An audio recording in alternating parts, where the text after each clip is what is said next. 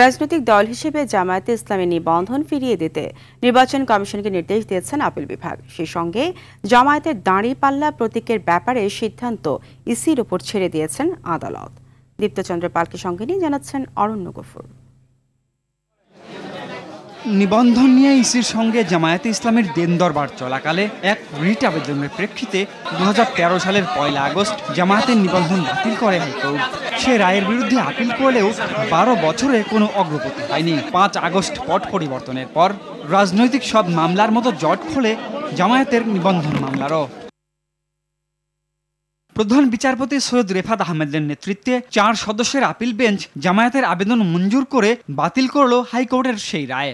আওয়ামী লীগ রাজনৈতিক হীন স্বার্থে আদালতকে ব্যবহার করে নিবন্ধন বাতিল করেছিল বলে দাবি করেন জামায়াতের আইনজীবী। আদালতের এ রায় গণতন্ত্র শক্তিশালী করতে ভূমিকা রাখবে বলে মনে করেন তারা। হাইকোর্টের যে রায় ছিলেন এই রায়কে বাতিল ঘোষণা করেছেন এবং ইলেকশন কমিশনকে নির্দেশনা দিয়েছেন বাংলাদেশ জামায়াতে ইসলামীর রেজিস্ট্রেশন এবং অন্য যে সকল ইস্যু ইলেকশন কমিশনের সামনে আছে বা আসবে সেগুলো যেন দ্রুতই নিষ্পত্তি করেন। আমরা আশা করি এই রায়ের পরে বাংলাদেশে সঠিক নির্বাচনের মাধ্যমে প্রাণবন্ত সংসদ গঠিত হবে। এ রায়ে নিবন্ধন ফিরে পেলেও প্রতীক সংযুক্ত করা হয়নি বলে জানান ইসির আইনজীবী। দাঁড়িপাল্লা বিষয়টি 2016 সালে অন্য একটি বিষয়ের মধ্যে হয়েছিল, এটা এই মামলার আলোচিত হয়।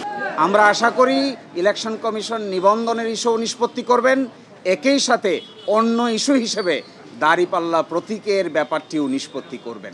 এদিকে আপিল বিভাগের রায়ের পর হাইকোর্টের নিবন্ধন বাতিলের রায় ন্যায়ভ্রষ্ট ছিল বলে মন্তব্য করেছেন জামায়াতের আমির ডাক্তার শফিকুর রহমান।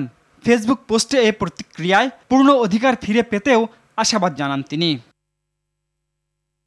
অরণ্য গফুর, RTV, ঢাকা।